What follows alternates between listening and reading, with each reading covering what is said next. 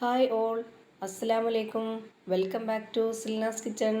ഇന്നത്തെ റെസിപ്പി നല്ലൊരു variety tasty ആയിട്ടുള്ള ഒരു അടിപൊളി പലഹാരത്തിൻ്റെ റെസിപ്പിയാണ്.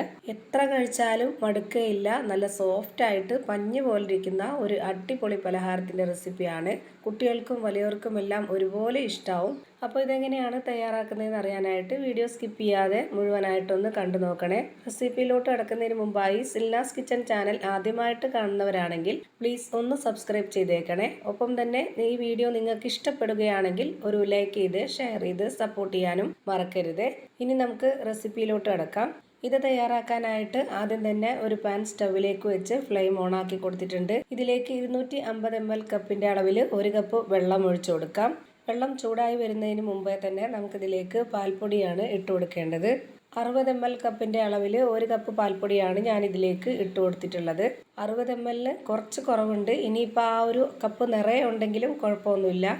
വെള്ളം ചെറുതായിട്ടൊന്ന് ചൂടാകുമ്പോൾ തന്നെ നമ്മൾ ഈ ഒരു പാൽപ്പൊടി ഇട്ട് കൊടുത്തു കഴിഞ്ഞാൽ നല്ലപോലെ അലിഞ്ഞു കിട്ടും. അല്ലാന്നുണ്ടെങ്കിൽ നല്ല തിളച്ചതിന് ശേഷമോ അല്ലാന്നുണ്ടെങ്കിൽ നല്ലപോലെ ചൂടായതിന് ശേഷമാണ് പാൽപ്പൊടി ഇട്ട് കൊടുക്കുന്നതെങ്കിൽ പാൽപ്പൊടി ശരിക്കും അങ്ങ് അലിഞ്ഞു പോവില്ല, കട്ടകട്ടയായിട്ട് അവിടെ ഇവിടെ കിടക്കും. ഇനി ഇതിലേക്ക് മധുരത്തിന് ആവശ്യമായിട്ടുള്ള പഞ്ചസാരയാണ് ഇട്ട് കൊടുക്കുന്നത്. 1/4 കപ്പ് അളവിലാണ് ഞാനിപ്പോൾ ഇതിലേക്ക് ഇട്ട് കൊടുത്തിട്ടുള്ളത്. ഇനി ഇതിലേക്ക് ഈ ഒരു മധുരത്തിനെ ഒന്ന് ബാലൻസ് ചെയ്യാനായിട്ട് ഒരു നുള്ള് ഉപ്പിട്ട് കൊടുക്കാം. പിന്നെ ഒരു നുള്ള് സോഡാപ്പൊടി കൂടി ഇതിലേക്ക് ഇട്ട് കൊടുക്കണം. ഈ പഞ്ചസാര നന്നായിട്ട് അലിഞ്ഞ് ഇത് തിളച്ച് വരുന്നവരേക്കും വെയിറ്റ് ചെയ്യാം. ഇപ്പോൾ ഇതുപോലെ നന്നായിട്ട് തിളച്ച് വന്നിട്ടുണ്ട്. ഈ ഒരു പരുവാകുമ്പോൾ നമുക്കിത് നല്ലപോലെ ലോ ഫ്ലെയിമിൽ ഇട്ട് കൊടുക്കണം. എന്നിട്ട് ഇതിൻ്റെ ആ ഒരു ചൂട് നല്ലപോലെ കുറഞ്ഞതിന് ശേഷം നമുക്കിതിലേക്ക് ഇട്ട് കൊടുക്കേണ്ടത് മൈദയാണ്. മൈദ 250 ml കപ്പിൻ്റെ അളവിൽ 1 കപ്പ് ഇതുപോലെ നിറച്ചാണ് എടുത്തിട്ടുള്ളത്. ഇതാണ് ഇതിൻ്റെ കറക്റ്റ് അളവ്. അത് മുഴുവനായിട്ടും ഇതിലേക്ക് ഇട്ട് കൊടുത്തിട്ടുണ്ട്. ഇനി ഇത് നന്നായിട്ട് ഇളക്കി യോജിപ്പിച്ച് കൊടുക്കാം. ഇതിൽ ബട്ടർ ചേർത്ത് കൊടുക്കണം എന്നുള്ളവർക്ക് ബട്ടറും ചേർത്ത് കൊടുക്കാം. അല്ലാതെ തന്നെ നല്ല ടേസ്റ്റ് ഉണ്ട്. നെയ്യും വേണമെന്നുണ്ടെങ്കിൽ ചേർത്ത് കൊടുക്കാം. ഇത് രണ്ടും ഇല്ലാതെയും നല്ല ടേസ്റ്റാണ്. ഒരു 2-3 മിനിറ്റ് നേരം നമ്മളിത് നന്നായിട്ട് ഇതുപോലെ കുഴച്ചിട്ടെടുക്കുന്നുണ്ട്. ചൂടോടെ തന്നെ ഈ ഒരു രീതിയിൽ ചെയ്തിട്ടെടുക്കുമ്പോഴാണ് നല്ല സോഫ്റ്റ് ആയിട്ടിരിക്കുക നമ്മുടെ ഈ ഒരു പലഹാരം.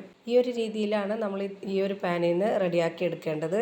ഇനി നമുക്കിതിൻ്റെ ഫ്ലെയിം ഓഫ് ചെയ്ത് കൊടുത്തതിന് ശേഷം വേറൊരു പാത്രത്തിലേക്ക് ഇട്ട് കൊടുക്കാം. അപ്പോൾ ഞാൻ മാവ് ഇതുപോലൊരു പാത്രത്തിലേക്ക് ഇട്ട് കൊടുത്തിട്ടുണ്ട്. ഇനി ഇതിലേക്ക് മുട്ട ചേർത്ത് കൊടുക്കണം. 2 മുട്ടയാണ് ഇതിലേക്ക് ആവശ്യമായിട്ടുള്ളത്. ആദ്യം ഒരു മുട്ട പൊട്ടിച്ചൊഴിച്ചു കൊടുത്തതിന് ശേഷം ഇത് നല്ല പോലെ കുഴച്ചിട്ടെടുക്കണം. എന്നിട്ട് നല്ല സോഫ്റ്റ് ആക്കിയതിന് ശേഷം മാത്രം അടുത്ത മുട്ടയും കൂടെ പൊട്ടിച്ചൊഴിച്ചിട്ട് കുഴച്ചിട്ടെടുക്കാവുള്ളൂ. 2 മുട്ടയും ഒന്നിച്ച് പൊട്ടിച്ചൊഴിച്ചിട്ട് കുഴച്ചിട്ടെടുക്കാൻ പറ്റത്തില്ല. അപ്പോൾ നമുക്ക് കറക്റ്റ് പരുവത്തിന് കിട്ടുകയില്ല. ഇപ്പോൾ കണ്ടില്ലേ, ഇതുപോലെ നമ്മൾ ആദ്യം ഒരു മുട്ട പൊട്ടിച്ചൊഴിച്ചതിന് ശേഷം ഈ ഒരു പരുവത്തിൽ റെഡിയാക്കി എടുത്തിട്ടുണ്ട്. ഇനി ഇതിലേക്ക് അടുത്ത ഒരു മുട്ടയും കൂടെ പൊട്ടിച്ചൊഴിച്ചു കൊടുക്കാം. എന്നിട്ട് വീണ്ടും ഇതേപോലെ തന്നെ നന്നായിട്ട് ഇളക്കി യോജിപ്പിച്ച് കൊടുക്കാം. ഘട്ടം ഘട്ടമായിട്ട് ഇതുപോലെ നന്നായിട്ട് ചെയ്തിട്ടെടുക്കുമ്പോൾ മാവ് നല്ലോണം സോഫ്റ്റായിട്ട് കിട്ടുകയും ചെയ്യും. ഇനി ഒരു സ്പാച്ച് വെച്ചിട്ട് നമ്മൾ ഇതുപോലെ ചെയ്തിട്ടെടുക്കുമ്പോഴത്തേക്ക് നമുക്ക് അറിയാൻ പറ്റും മാവ് എത്രത്തോളം നല്ല സോഫ്റ്റ് ആയിട്ടാണ് റെഡിയായി കിട്ടിയിട്ടുള്ളതെന്ന്. ഇതാണ് ഇതിൻ്റെ കറക്റ്റ് ആയിട്ടുള്ള പരുവം. ഇത്രയും മതി. ഇനി അടുത്തതായിട്ട് വേണ്ടത് ബട്ടർ പേപ്പറാണ്. ഇതുപോലെ ഈ ഒരു വലിപ്പത്തിൽ ഞാൻ കട്ട് ചെയ്തെടുത്തിട്ടുണ്ട്. പിന്നെ നമ്മുടെ ഈ ഒരു മാവ് ഒരു പൈപ്പിംഗ് ബാഗിലാക്കിയിട്ട് അതിലൊരു നോസിൽസും വെച്ച് കൊടുക്കുക. ഈ ഒരു ഷേപ്പിലുള്ള നോസിൽസാണ് ഞാനിപ്പോൾ ഇതിലേക്ക് വെച്ച് കൊടുത്തിട്ടുള്ളത്. ഓരോരുത്തർക്കും ഏത് ഷേപ്പിലാണോ റെഡിയാക്കി എടുക്കേണ്ടത് അതിനനുസരിച്ചുള്ളത് വെച്ച് കൊടുത്താൽ മതി. ഈ ഒരു പൈപ്പിംഗ് ബാഗിനകത്തും അതുപോലെ ഈ ഒരു നോസിൽസിലും എണ്ണ ഒന്ന് സ്പ്രെഡാക്കിയതിന് ശേഷമാണ് ഈ മാവ് ഫില്ല് ചെയ്ത് കൊടുത്തിട്ടുള്ളത്. അപ്പോൾ നമുക്ക് നല്ല സ്മൂത്തായിട്ട് ഈ മാവ് ഇതുപോലെ റെഡിയാക്കി എടുക്കാൻ പറ്റും. ഞാനിപ്പോൾ ഇതിൽ നിന്ന് ഒരു ബട്ടർ പേപ്പർ എടുത്തിട്ട് അതിൽ കുറച്ച് ഓയിൽ സ്പ്രെഡാക്കിയതിന് ശേഷമാണ് ഇതേപോലെ റെഡിയാക്കി എടുക്കുന്നത്. ഓരോരുത്തർക്കും ഏത് ഷേപ്പിലാണോ റെഡിയാക്കി എടുക്കേണ്ടത് അതിനനുസരിച്ച് നമുക്ക് ചെയ്തിട്ടെടുക്കാം. ഞാനിപ്പോൾ ഇത് വീഡിയോയിൽ കാണാൻ ഒരു ഭംഗിക്ക് വേണ്ടിയിട്ടാണ് ഇതേപോലെയൊക്കെ ചെയ്തിട്ടെടുക്കുന്നത്. ബട്ടർ പേപ്പറും നോസിൽസും പൈപ്പിംഗ് ബാഗൊന്നും ഇല്ലാത്തവർ വെറുതെ സ്പൂണിൽ കോരിയിട്ട് മാവ് എണ്ണയിലേക്ക് ഇട്ട് കൊടുക്കുകയോ അല്ലാന്നുണ്ടെങ്കിൽ നമ്മൾ കയ്യിൽ കുറച്ച് ഓയിലൊന്ന് സ്പ്രെഡാക്കിയിട്ട് ബോൾസ് ടൈപ്പിൽ ആക്കിയിട്ട് എണ്ണയിലിട്ട് കൊടുക്കുകയോ എങ്ങനെ വേണമെങ്കിലും ചെയ്തിട്ടെടുക്കാം. ഞാനിപ്പോൾ ഈ ഒരു ഷേപ്പിലാണ് എല്ലാം റെഡിയാക്കി എടുക്കുന്നത്. ഇതേപോലെയൊക്കെ ചെയ്തിട്ട് കൊടുക്കുമ്പോൾ കുട്ടികൾക്ക് ഭയങ്കര ഇഷ്ടമാവും. അതുപോലെ നമ്മുടെ വീട്ടിൽ വരുന്ന ഗസ്റ്റുകൾക്കൊക്കെ ആണെന്നുണ്ടെങ്കിൽ നമ്മൾ ഇതുപോലെ ചെയ്തിട്ടെടുത്തിട്ട് നമ്മൾ 2 അറ്റവും കട്ട് ചെയ്ത് കൊടുക്കണം. എന്നിട്ട് നമ്മുടെ കൈ വെച്ചിട്ട് ഇതുപോലെ ഒന്ന് ഷേപ്പാക്കി കൊടുത്താൽ മതി. പെട്ടെന്ന് തന്നെ ചെയ്തിട്ടെടുക്കാൻ പറ്റും. അത്രയും നല്ല സോഫ്റ്റ് ആയിട്ടാണ് മാവ് റെഡിയായി കിട്ടിയിട്ടുള്ളത്. അപ്പോൾ മുഴുവനായിട്ടും ഇതേപോലെ തന്നെ ചെയ്തിട്ടെടുത്ത് വെച്ചിട്ടുണ്ട്. ഇനി നമുക്കിത് ഫ്രൈ ചെയ്തിട്ടെടുക്കാം. ഫ്രൈ ചെയ്തെടുക്കാനായിട്ട് ഞാനിവിടെ ഒരു കടായി വെച്ച് കൊടുത്തിട്ട് അതിലേക്ക് ഓയിൽ ഒഴിച്ച് കൊടുത്തിട്ടുണ്ട്. ഫ്ലെയിം ഓൺ ആക്കിയതിന് ശേഷം ഓയിൽ നല്ലപോലെ ഒന്ന് ചൂടായി വന്നതിന് ശേഷം ഈ ഒരു ബട്ടർ പേപ്പറോട് കൂടി തന്നെ ഇത് ഷേപ്പ് വിട്ട് പോവാതിരിക്കാൻ വേണ്ടിയിട്ട് ഇതിലേക്ക് വെച്ച് കൊടുക്കുക.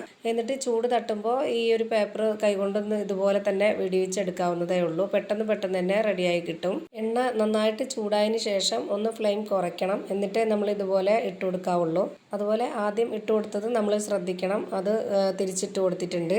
ഇതിന് ഒരുപാട് ഫ്ലെയിമിൻ്റെ ആവശ്യമില്ല, വളരെ കുറഞ്ഞ ഫ്ലെയിമിലാണ് ഇത് വേവിച്ചെടുക്കേണ്ടത്. അപ്പോൾ അത് ശ്രദ്ധിച്ചിട്ട് വേണം ഇത് വേവിച്ചെടുക്കാനായിട്ട്, എങ്കിലേ എല്ലാം ഒരുപോലെ റെഡിയായി കിട്ടുള്ളൂ. ഇപ്പോൾ ഇതാ ആദ്യം ഇട്ട് കൊടുത്തത് കറക്റ്റ് പരുവത്തിന് വെന്ത് കിട്ടിയിട്ടുണ്ട്. ഈ ഒരു പരുവത്തിലാണ് നമ്മൾ ബാക്കിയുള്ളതെല്ലാം വേവിച്ചെടുക്കേണ്ടത്. അപ്പോൾ ഇതേപോലെ തന്നെ എല്ലാം ഫ്രൈ ചെയ്ത് ഒരു പാത്രത്തിലേക്ക് മാറ്റിയിട്ടുണ്ട്. ഞാനിപ്പോൾ ഇത് കാണാനൊരു ഭംഗിക്ക് വേണ്ടിയിട്ട് ബദാം പൊടിച്ചിട്ട് ഇതിന് മുകളിലേക്കായിട്ട് ഇട്ട് കൊടുത്തിട്ടുണ്ട്. അപ്പോൾ ഇതാ നല്ല ടേസ്റ്റി ആയിട്ടുള്ള, നല്ല സോഫ്റ്റ് ആയിട്ടുള്ള പഞ്ഞ് പോലെ ഇരിക്കുന്ന ഒരു അടിപൊളി പലഹാരം റെഡിയായി കിട്ടി. നല്ല ടേസ്റ്റാണ് ഇത് കഴിക്കാനായിട്ട്. തീർച്ചയായിട്ടും നിങ്ങളും ട്രൈ ചെയ്ത് നോക്കുക, നിങ്ങൾക്ക് എല്ലാവർക്കും ഇഷ്ടമാവും. ഇനി ഇതിൻ്റെ അകം എങ്ങനെ ഇരിക്കുന്നതെന്ന് അറിയാനായിട്ട് ഞാനിതൊന്ന് പൊട്ടിച്ച് കാണിച്ചു തരാം. അപ്പോൾ ഇത്രയേ ഉള്ളൂ ഇന്നത്തെ വീഡിയോ ഇഷ്ടമായാൽ ലൈക്ക് ചെയ്യാനും കമൻറ്റ് ചെയ്യാനും ഷെയർ ചെയ്യാനും മറക്കരുത്. അതുപോലെ തന്നെ ഞാനിടുന്ന പുതിയ വീഡിയോസ് നോട്ടിഫിക്കേഷനായിട്ട് കിട്ടുന്നതിന് വേണ്ടി സബ്സ്ക്രൈബ് ചെയ്ത് ബെല്ലൈക്കൺ അമർത്തി അതിൽ ഓൾ എന്ന ഓപ്ഷൻ എനേബിൾ ചെയ്ത് കൊടുക്കാനും മറക്കരുത്. പുതിയൊരു വീഡിയോയുമായി വീണ്ടും വരും. Thank you for watching.